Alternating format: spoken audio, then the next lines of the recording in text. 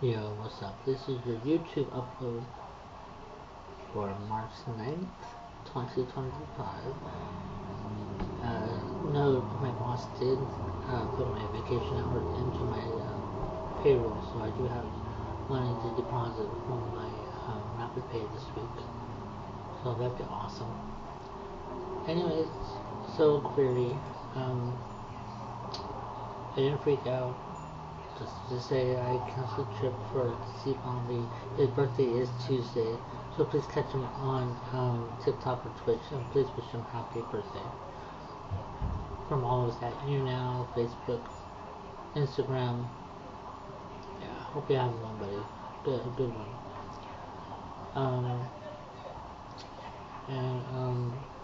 Yeah. So that covers it. I'll tell you later how I redid it. I will see you in August. Already rebooked the train. They'll explain. We did the hotel for 5 days, same time frame. But anyways, check me out on social media. So TikTok, AngelBoy2029, Instagram, Derek Curley 9966. YouNow. Sorry, I screwed up.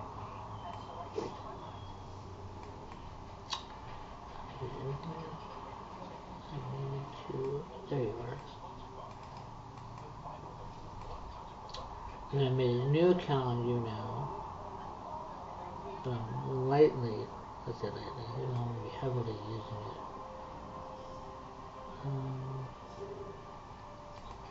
At some point.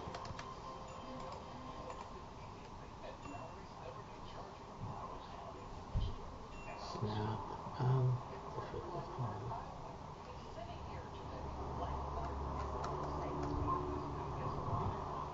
Why I wrote Snap.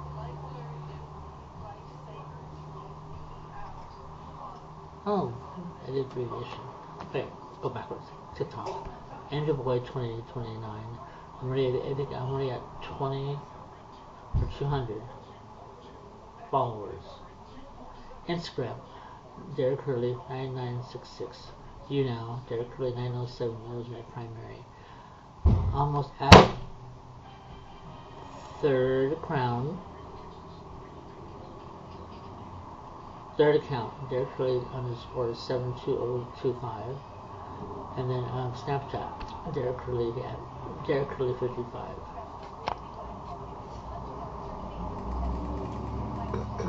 So financial update. So I did my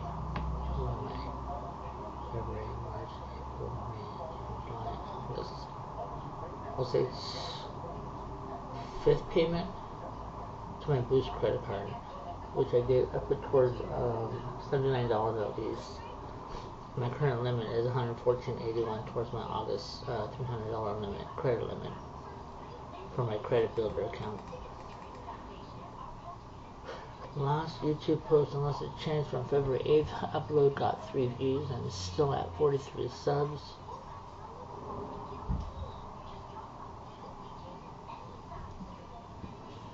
Yeah, still 3 subs or 3 views. So vacations. So here it goes. So next one is scheduled for June 27th, which is the weekend of SF Pride, to June 30th. Also scheduled a haircut for June 27th at 3:40 p.m. We'll also live stream Pride Day after it's done recording. So on YouNow. So check me out. Then on August 15th to the 23rd, which is the actual vacation, to go to Monrovia. Extended stay in medical suite in Los Angeles, Monrovia, because it's crossover. $518.64 for a 4-night stay from August 17th to August 21st.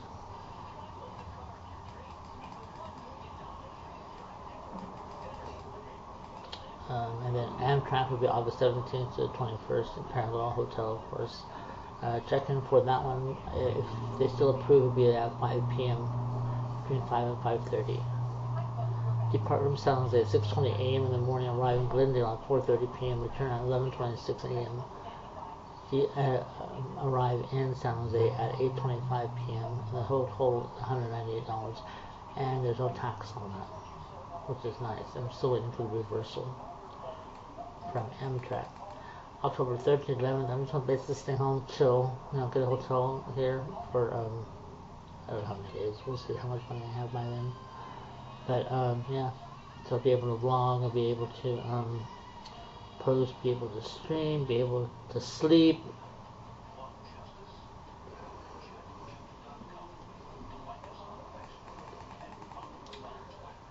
So March 21st, we'll buy toast from Home Depot. Start cleaning up the apartment. We'll show before and after on Instagram as well as on Facebook. So total price for 4 totes is looking like $46.93. I'm hoping this is one of the clasp totes because I hate the other ones. So again, check me out at Derek Curley _9041, Derek Curley 2055, Derek Curley _72025. And then on this one, on the main account, I'm working on 2 crowns. Not even at third yet, almost at third. I have 189,460 diamonds. Cash value $18.95. Producers, I'm at 24,470. More likes by March 15th to secure status of 40,000 from 15,530. Level 119.46 experience to level 114 to 50,000 bonus per pearls. My pearls are at 6.6 million. Coins are at 26,627. I have 364 fans. I'm still stuck at 1.6k fans. So please, if you have an account or you want to make an account, please fan me up. I'll definitely fan you back. Top fans: Noli, love you. Rocco, love you. Zalko, love you too. So far, last stream on the 2nd was 665,316. Thank you very much. Appreciate it. Then on Derek Curley 2055 also, working on 2nd crown. That one I have 5,702 diamonds with a cash value of 57 cents. Producers 11,980. More likes by March 15th, which would give me 40,000 out of 20,020 already given. Pearls 14.24 experience level to 65 plus 5,000 bonus pearls. Coins 19,090, which would, sorry, that was a little rude, but which gives me 15 points shy of hitting a prop test on that account. So I have 106 fan of that I fan, 628 actual physical fans, and then again Rocco, Ina, and Ak 9999. Thank you very much. That one I got on 62,153. I still have to update the new one because I had to end it because of the upload. So on the new one, I'm at level 0.08 experience to level 5 plus 500 pearls. Now I have 1,640 coins, 3,750 coins. What I uploaded and went into a stream by accident. Actually got prop chests. So timing. Another news. Okay, so let's talk about Diet Coke. Is the Diet Coke ban real? I don't know. Last year, rumors began circulating of an alleged Diet Coke ban. A viral post which appeared to come from Robert F. Kennedy Jr., the new president's choice for Secretary of Health and Human Services, appears to vow to prohibit consumption of soda beginning January 20th. While Reuters and other outlets quickly debunked the theory of nothing more than a parody of posts from a fake account, consumers still worry that RFK Jr. stands on food additives and chemicals would threaten the fate of Diet Coke on store shelves. Quote, if they really ban Diet Coke, I'll probably have to check myself into some kind of a program, that detox. One user wrote on X, if they do actually ban Diet Coke, like how could I possibly survive that, right? Another chimed in on the platform. Now, however, we finally have the resolution in the opening statement during the Senate confirmation. Kennedy Jr. shot down the idea of banning Diet Coke or fast foods for that matter. While Diet Coke isn't exactly touted as a health beverage, there is some good news. Despite previous reports tying the drink's artificial sweetener aspartame to cancer, the World Organization found limited evidence linking the two. Registered dietitian and nutritionist Lauren Maneker also tells Delish that while drinking the soda every day isn't the best health practice, she says it isn't the worst either.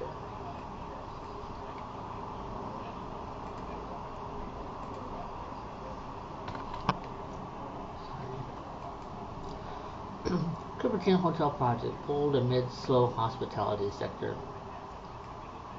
A Cupertino hotel that would have provided millions of dollars for a city is no longer in the pipeline as the hospitality sector continues to struggle post-pandemic. Also, based De Anza Properties has pulled its 7-story De Anza Hotel project at 10931 North De Anza Boulevard. It would have replaced the existing Goodyear Auto Service store with a 155-room hotel on 1.29 acres, complete with restaurant, shuttle service, rooftop bar. It is unclear if Goodyear will stay. The hotel has been in the works for about 4 years, and De Anza property representative told Sunday Spotlight the developer is still interested, but it's a matter of timing and the pressure to comply with stringent city regulations. Cupertino resident Claudia Bono has been in the hospitality industry for more than 2 decades and is managing director of the Cupertino Hotel, which sits next to the De Anza Hotel site. He said Cupertino's hotel sector is still struggling to return to pre-pandemic occupancy because tech employees and large companies such as Apple are partially working from home and limiting business travel. Bono said the Cupertino Hotel, which De Anza Properties also owns, is often only 65% full. That, coupled with inflation straining hotel budgets, has led Bono to travel abroad to attract tourists and businesses to Cupertino.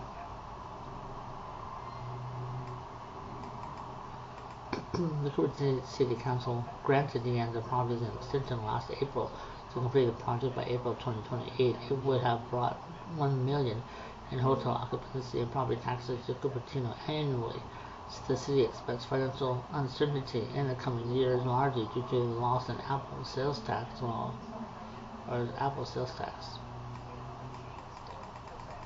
Other Other hotels in the city are struggling too. Aloft, Cupertino defaulted on a roughly $34 million loan, according to Mercury News, and is facing foreclosure. The hotel is a few blocks away from Apple's headquarters. South Street Group, owner of Aloft Cupertino, did not respond for requests for the comment. The clock is ticking as South Bay leaders prepare for Super Bowl 60 at Levi Stadium. To kick it off, a procession of roughly 30 Bay Area representatives, including sounding Mayor Matt Mahan, traveled to New Orleans last week to soak in the Crescent City's best practices, hosting his 11th Super Bowl. Host South Bay officials want to avoid what happened 10 years ago at Super Bowl 50, when San Francisco was the local focal point for all festivities, recognition, and financial gain, even though the event was at Levi Stadium in Santa Clara. Santa Clara City Manager Devon Grogan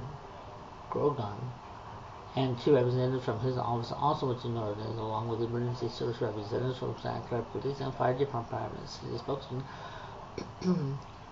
said that they were able to observe how officials in New Orleans managed pre-game day operations, security procedures, and emergency responses. While it is helpful to see how New Orleans handled the Super Bowl, said there are differences in the 2 cities' host city geographic geographies. The Bay Area is physically larger region with dozens of cities, so Super Bowl related events will be more spread out. While Levi Stadium hosted the Super Bowl in 2016, reports show that revenue from the event was concentrated in San Francisco rather than hometown cities like San Jose and Santa Clara. More than 57% of revenue was generated in San Francisco, more than 12% in San Jose, and 7% in Santa Clara. Officials from NFL New Orleans Super Bowl host committee held 2 days of meetings on topics ranging from transportation, community relations, to safety. Other members of the Bay Area host committee game Yoin as well as city employees from Santa Clara, San Jose, and San Francisco. Leaders across the South Bay have been preparing to host thousands of fans in 2026 with two major sports events scheduled: Super Bowl 60 in February and the 6th FIFA World Cup games in June and July. Mahan was in New Orleans from Friday through Monday, representing Bay Area elected officials during the NFL's host handoff ceremony, according to his spokesperson. Sunday plans to host more fans in 2026 between Super Bowl and the World Cup.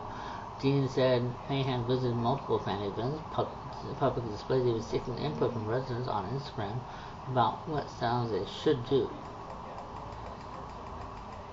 Historic Los Gatos Hotel could be replaced with 155 homes. More than 100 homes could displace the long-lasting landmark hotel in Los Gatos.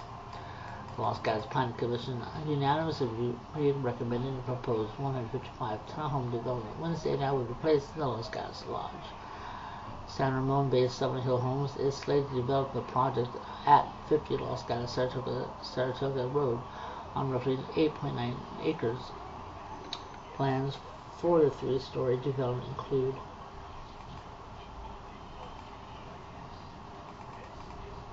(26) affordable homes and 330 parking spaces. The development will include a pedestrian path from the road to Los Gatos High School, just south of the project, along with an added emergency exit for students and future residents. Southern Hill Homes could be invoked builder's remedy. A controversial state law that gives municipalities less control over housing projects by allowing developers to bypass local zoning and development standards, but didn't in an effort to work with the town. The town council must approve the development before it moves forward. Planning commissioner said he supported the project because it worked well with the location and portion of which also borders Highway 17. The project is the first Senate Bill 3030 application. The Commission has reviewed SB 3030 can be enacted with municipalities are late receiving state approval on mandated housing plan, making it easier to build affordable and moderately priced housing. The Los Gatos Lodge, a town icon since opening in 1958, will be demolished if the project goes through. The hotel is a common meeting place for community service organizations, including the Los Gatos Lions Club and the Rotary Club of Los Gatos. General manager of the lodge said he and most of the staff haven't thought much about what will happen if the development gets approved, because it's been a slow-moving process since Southern Hill Homes submitted plans in 2023. He said that there is room for some employees to move to different positions under the hotel owner.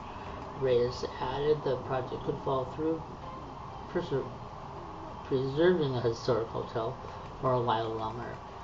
Despite that, the community is largely supportive of the development, even with concerns about traffic. A traffic study found the project won't generate much more traffic than the hotel does now.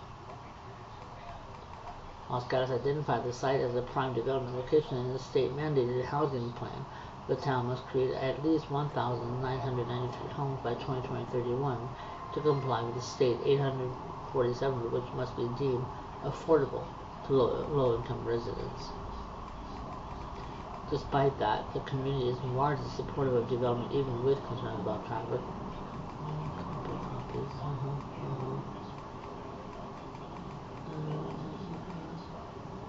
Los Gatos resident roughly 5 years said the development could create opportunity for him and his family and stay in town as on an educator's salary. He says keeping the stability for his two children in the town they love is critical. The project is one of more than 10 developments submitted for Los Gatos using SB 330. It had less community than others.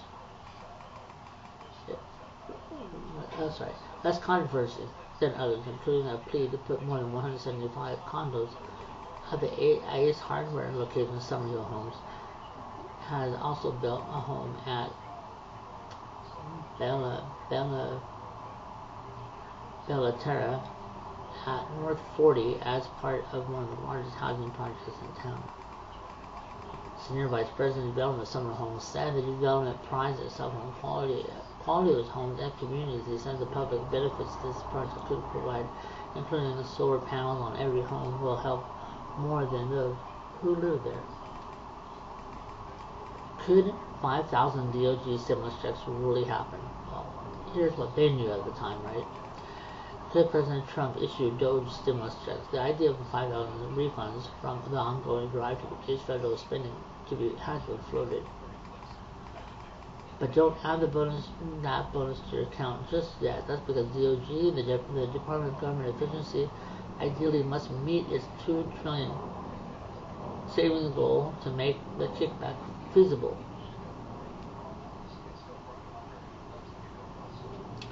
And that accomplishment is also even accomplishment, something that even Elon Musk, the official leader of DOJ, said may not be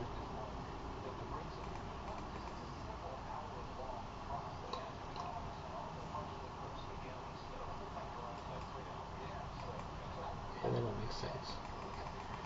Still, President Trump on Wednesday said the administration is considering giving 20% of DOGE savings to citizens.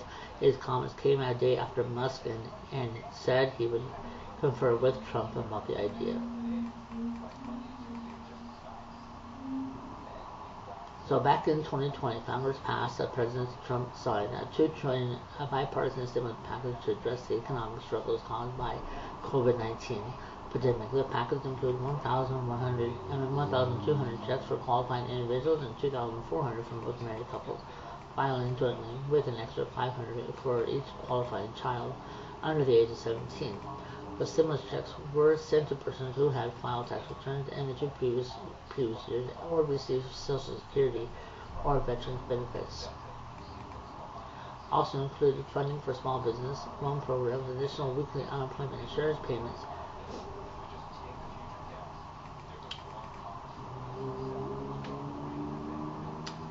as a post on YouTube and hopefully receive checks. Okay, so this is what I've heard. So hopefully of next year, February, March of 2026, maybe later of that year, we're supposed to be receiving $5,000 checks. So stay tuned. I'll definitely check that out because you know me. I need money. But that's the general idea right now. Okay, so how would paychecks look in each state if Trump dropped federal income tax? So California, the median household income is $73,235. Total income taxes from single filers $23,902. State income tax for single filers $5,113. If you work bi-weekly, which I do, is $1,974. And if you do bi-weekly check with no federal tax, that is an increase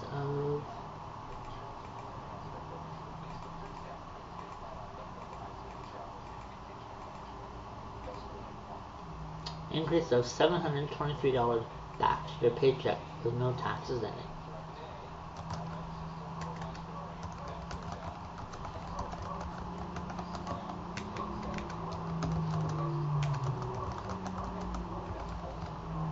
So that means I'd be actually getting the high number, 1,400 bi-weekly. If I use the higher number, if I use the lower number, I'm getting like 1,000.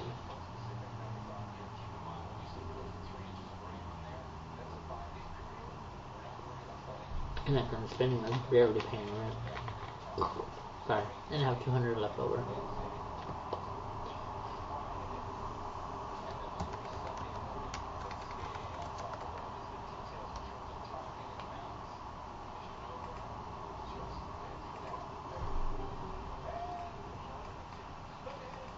And then what's trending? Well, Liz Gal is trending because the actor confirmed that he has been cast as Dumbledore in the upcoming Harry Potter CBS series. He has been deemed worthy of the Elder Wand. President Trump announced the U.S. will have a new green card program for high net worth people called the Gold Card. Many countries already have this in countries such as Portugal, Spain, and Turkey. They're called golden visas. In Australia, it is significant investor visa. 3 countries offer residency with some extra tax perks to people who invest heavily in the country through real estate investments or business investments. The program that President Trump suggested would be called a gold card and would require an investment of $55 million in the U.S.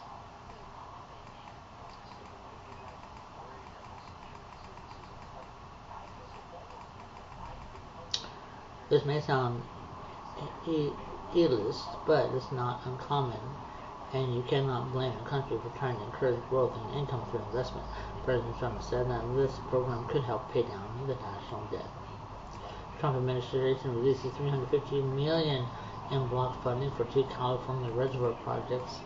Huge sites reservoir project and plans to raise the dam at San Luis Reservoir are impacted, causing widespread confusion. The Trump administration has announced the 2 key California reservoir projects will receive $350 million in federal funding to help state more water in wet years to reduce shortages in dry years.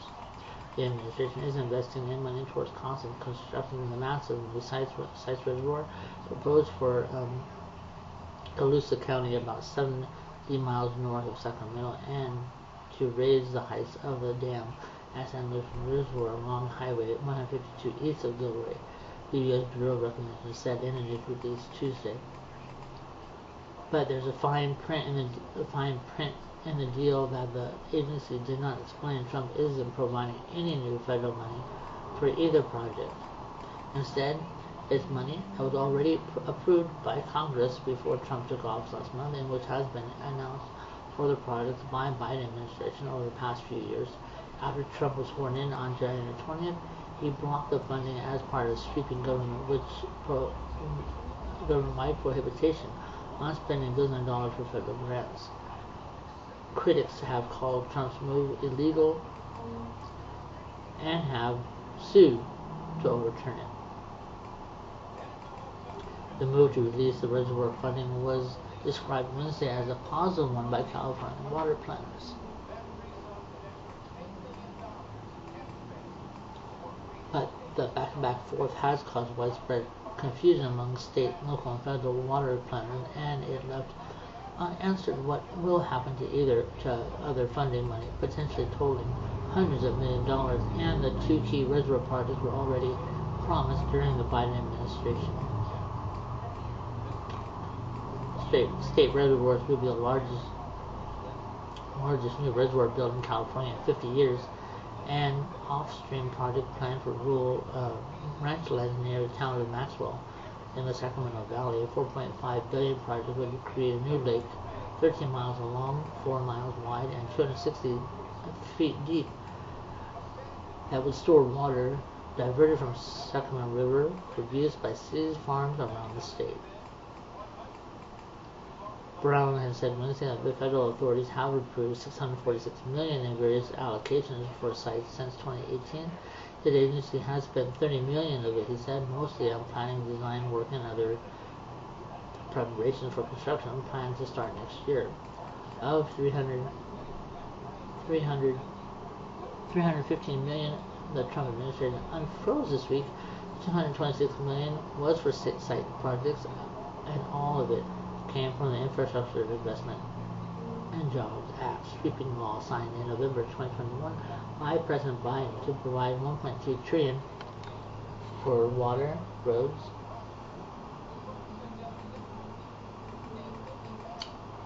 bridges, renewable energy projects, with a goal of boosting the U.S. economy as it was coming out of the COVID pandemic.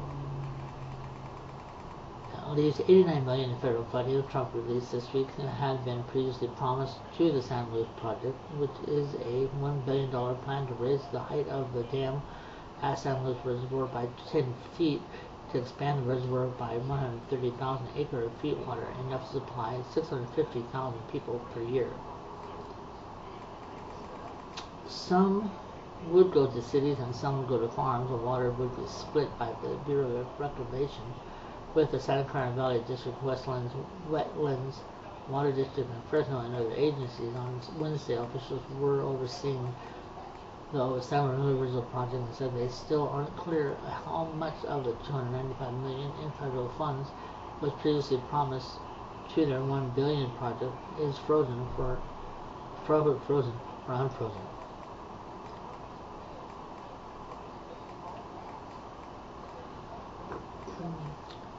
One congressman praised Trump's action. Representative Doug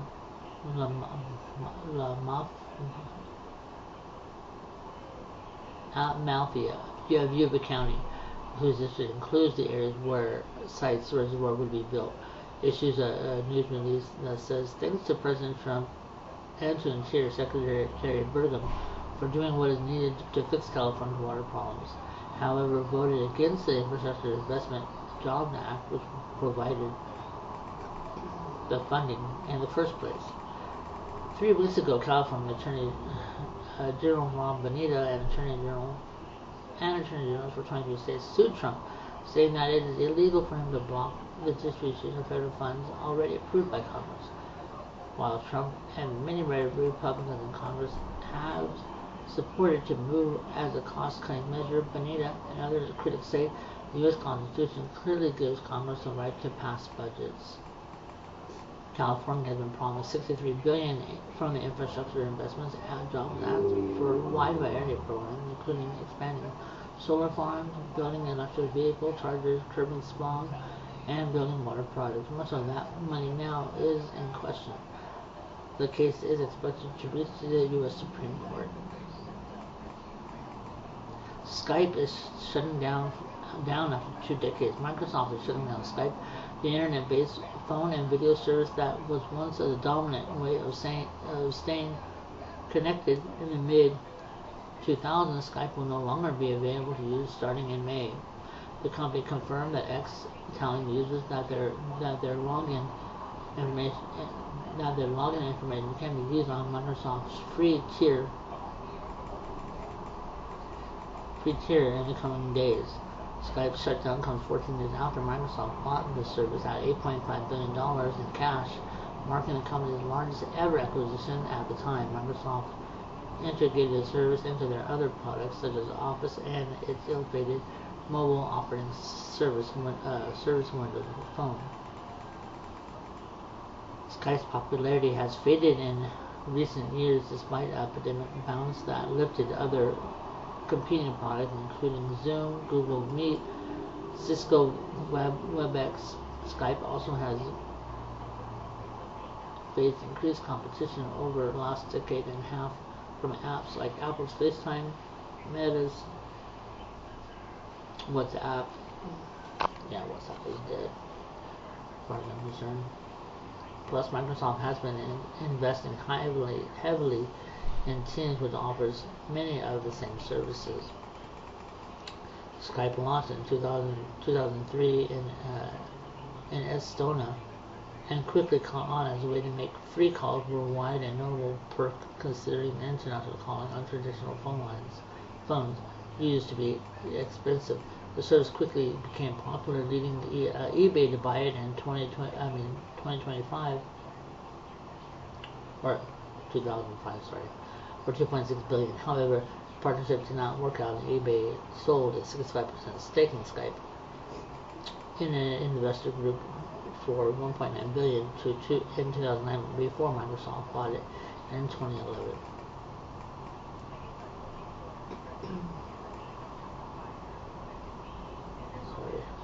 Enlarge.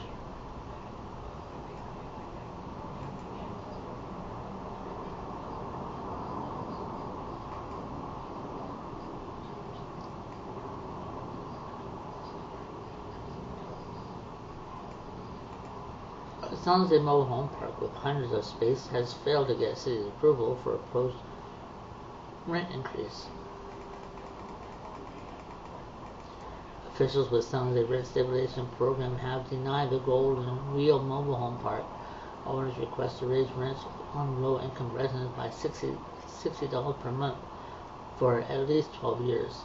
Under the city's mobile rent policy, property owners can raise rents up to 7% without city approval, with tenants in Mobile Home Park paying as low as $595 per month.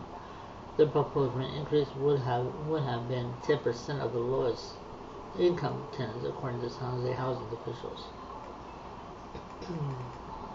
Jeff Scott, spokesperson for housing department, said mobile home park owners can request permission to activate a one-time rent increase above the allowable amount if they provide profits haven't kept up with inflation and process known as a fair return petition.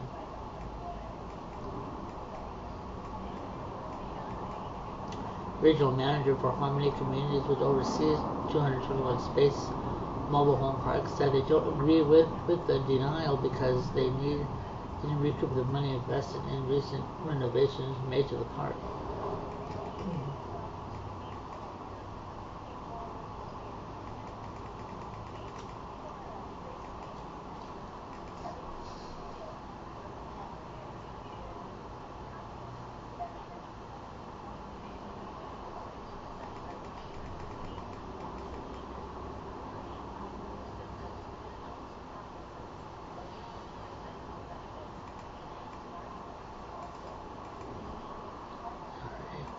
I need to start proofreading my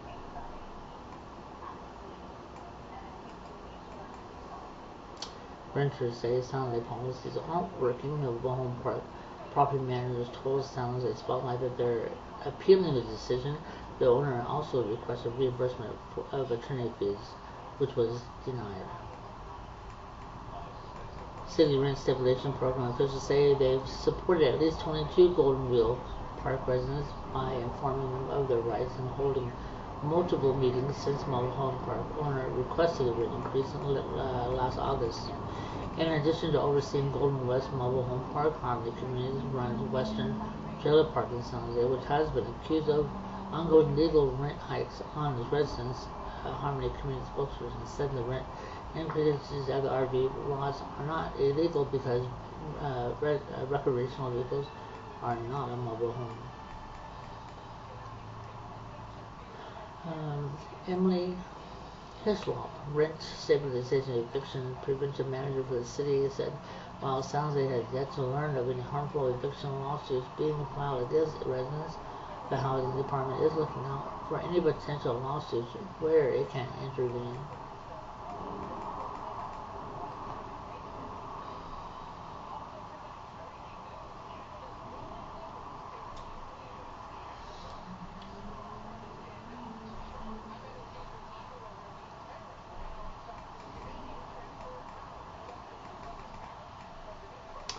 Cuts to Section 8 housing assistance loom amid HUD uncertainty. For Americans who rely on so-called Section 8 housing vouchers, the first weeks of the second Trump administration have brought a whirlwind of uncertainty. The 50-year-old Housing Choice Vouchers program is the federal government's largest form of assistance to low-income families. Administered by the U.S. Department of Housing and Urban Development, it provides rent assistance for some 2.3 million qualified households. The program is not an entitlement. Only about a quarter of the households who qualify can access the vouchers. Many spend significant time on wait lists, and the program has struggled to keep up with skyrocketing rents. Now voucher users and their housing providers are facing fresh challenges in the form of proposed workforce cuts at HUD. Important that discussions on Capitol Hill that stand to slash the number of people who receive Section 8 assistance program. Congress still mirrored in the appropriation process set aside $32.8 billion in program in the House version of the spending bill that passed during the last Congress, which would increase funding for housing choice vouchers by $115 million. That may not sound positive, but according to the Center on Budget and Policy Priorities, the voucher program would need an estimated $4.3 billion increase just to maintain the same levels of service because of the rising cost of living and increase in rental burden across the U.S. The Senate approved $2.3 billion increase in the program last year, where the chamber was in Democratic control. It's an improvement, but still a net loss for vouchers. with 62,000 fewer households receiving assistance, complicating the budget battles underway is the prospect of government shutdown. If the two parties of Congress can't agree to a plan, which may see as likely, it is uncertain how these different funding levels will be resolved. In a bill to keep the government open that needs to pass by March 14th, there's also a proposal under discussion to pass a one-year continuing resolution and maintain current stopgap funding levels, which would mean even less funding than the House budget historically would. That the budget process ends with 100% of the needed funding for housing vouchers, said George Urbana, General Counsel of the National Housing Association, regional development officials, membership organizations for affordable housing providers, advocacy group, and HUD send lawmakers updated stats and numbering suggesting how many additional funding needs to be added to the previous year's budget. If the House budget gets approved, that will just meet 90% of the need, and an estimated 283 households would eventually lose vouchers access, according to CBPP. In a statement, the progressive think tank called the most severe funding shortfall in history of the voucher program. Local housing authorities also have concerns about HUD's ability to administer the housing voucher. The Trump administration is looking to make deep cuts at the housing agency, which is losing experienced staff just as new appointees start. HUD did not return requests for comment, of course. The CBPP and others have said that the current touch-and-go situation has already caused damage. Some agencies that administer vouchers have stopped giving out new vouchers. For example, a shutdown would likely tax the reserves of many housing agencies, which even with the best of times can only last about a month without new federal money. But thousands of local housing authorities and the administrator of the housing vouchers have already been operating on constrained budgets because of the current continuing resolution funding of the federal government did not contain the cost of living increase.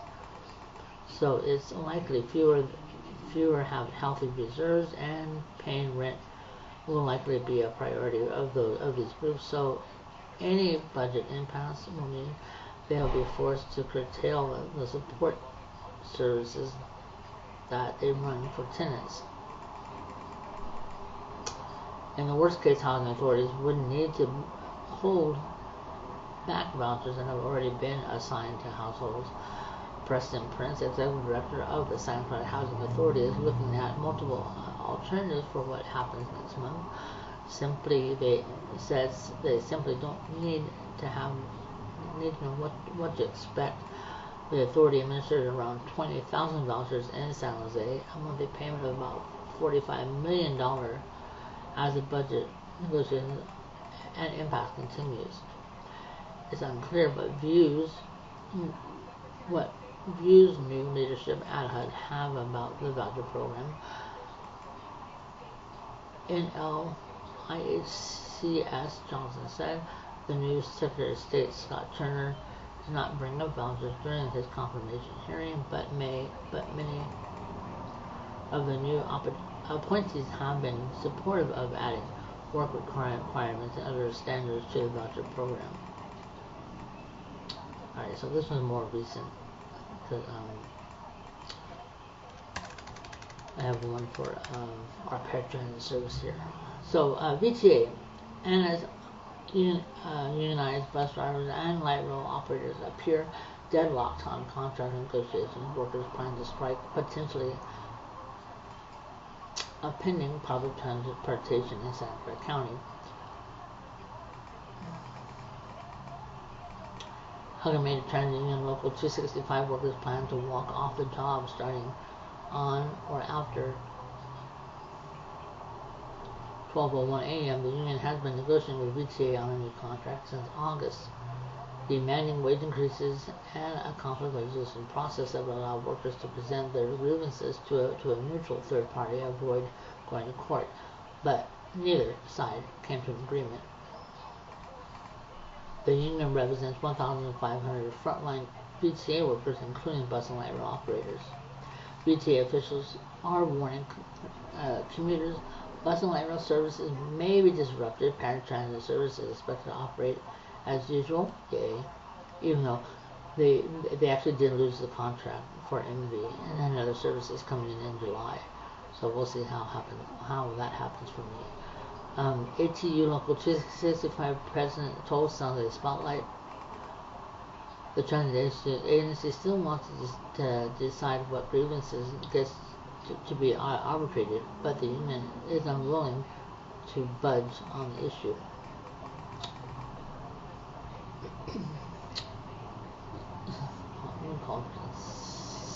Singh claims that BTA refused to involve a neutral third party in more than a dozen cases in the past year, requiring the union to go through a court system. He said the union wants to add a line clarifying that if a grievance is filed and a resolution is not reached, the dispute has to go through an arbitration process. The union is looking for a larger wage increase to keep up with the region's high cost of living. Said the union initially asked for 8% annual raises over the next 3 years, or 24% total, but lowered its ask to 6% over the next 3 years and 18% total during negotiations. The transit agency offered a wage increase of 4%, 3%, and 2% for a total of 9% over 3 years, compounded over the 3-year period at 9.3%. The news release from ATU Local 265 said 95% of the union members voted down the deal. The transit agency said the wage package keeps BTA operators at the second highest paid in the Bay Area and the 5th highest paid in the nation. The deal also included compensation benefits and pension plan. Hundreds of union members rallied on February 6th at BTA's Board of Directors meeting and raised issues about the contract negotiations. Board President Ann Campbell, Mayor Sergio Lopez said the transit agency is staying engaged with negotiations but didn't comment further. The mayor of San Jose wants to prioritize homeless people who refuse shelter by arresting or putting them in a hospital, punting the service restraint onto Santa Clara County for care. Matt Mahan unveiled his responsibility to shelter initiative Thursday, where homeless people who choose not to accept shelter after 3 attempts within an 18-month period will subject to arrest for trespassing. The goal is to send people to a behavioral health court system, compel them to get treatment. If adopted by the full San Jose City Council during the upcoming budget processes, the policy would only apply to homeless people living near new shelters. The city plans to add 1,000 shelter beds over the next year.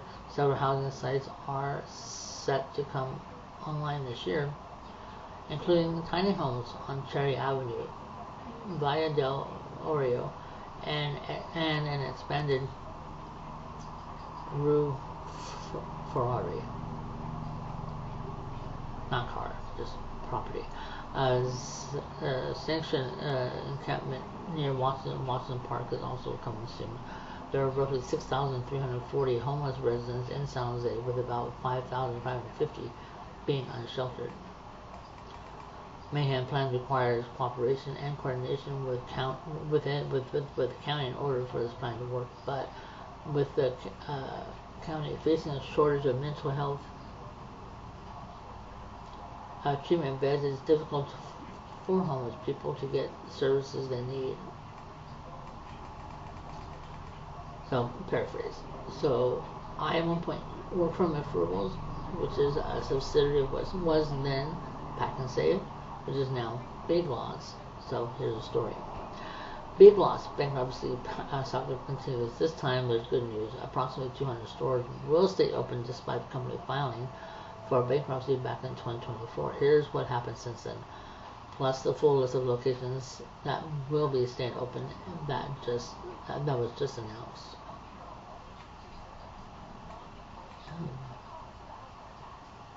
I didn't go that far, did I?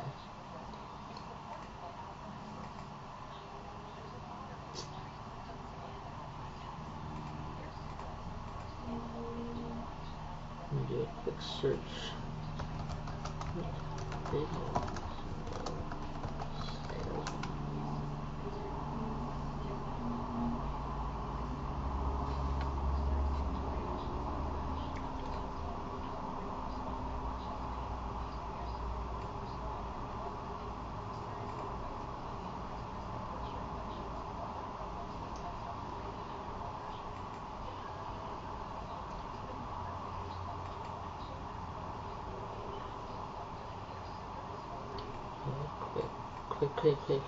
Quick search.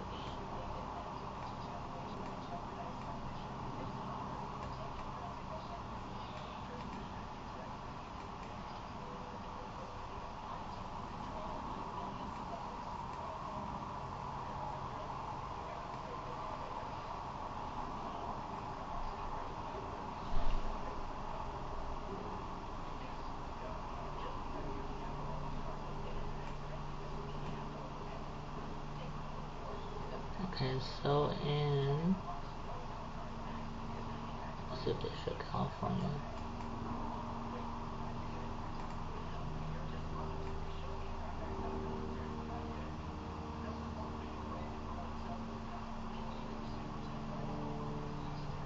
Actually, no, that's not true. I actually saw one that was on Hillside Avenue. This is the one where I was at. They actually closed that one.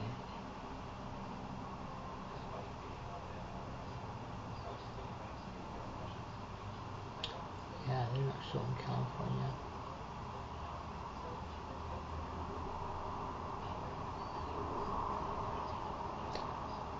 So there's some in Alabama, Florida, Georgia, Indiana, Kentucky, Louisiana, Michigan, Mississippi, North Carolina, Ohio, Pennsylvania, South Carolina, Tennessee, Virginia, West Virginia, that are bound to stay open. California, they want to stay open.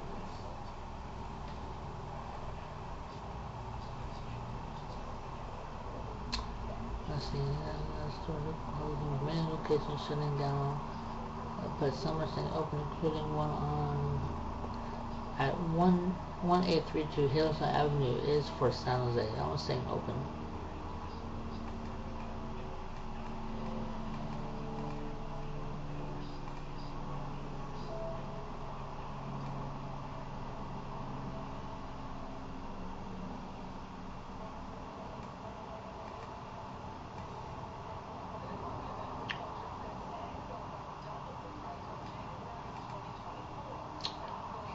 Pop-ups.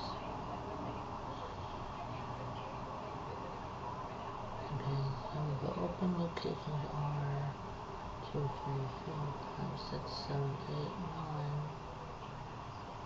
So these 9 stores are staying open in California.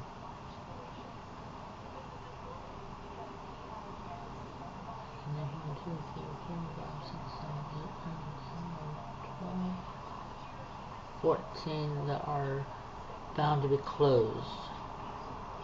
And it says, Miss Kim, listen to this one. Yours is going to be 1675 Hillman Street in Tulare. That is your big lots that's going to be closed out.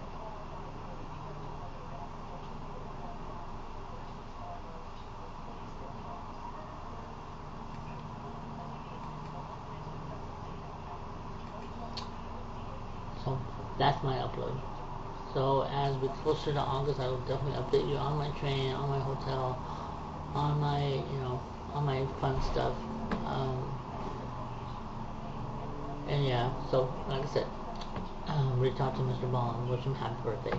Check them out on Facebook. Check them out on TikTok. Check them out on Twitch. Yeah, show them some love from me to you, of course. And then next upload, we'll see what happens for next month. And as we go on further and further, I'll update you on my credit, update you on my my process for cleanup, and so some other stuff as we go. But anyways, if you like this video, please check me out on social media. Let me know my top of page here.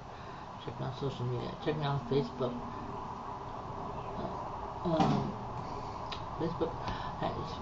Some of you know me. I have too many accounts. So whatever one you think is open, go ahead and fan me or friend me. If I don't friend you, then you know that one. I'm not using that one. But the one that I try to be on more is BalmyBoy2023 at Gmail. But searching doesn't really help with the email. But anyway, do these for sure. TikTok, AngelBoy2029. Instagram, Derek Curly 9966. Email, Derek Curly 90701. Derek Curly 2055. Derek Curly _ 7025. And then always Snap. Look at DCurly55 for social media. So I'll see you later. You have a good week. Hope the time change didn't mess you up. And we get more sun. Thanks for watching. Later.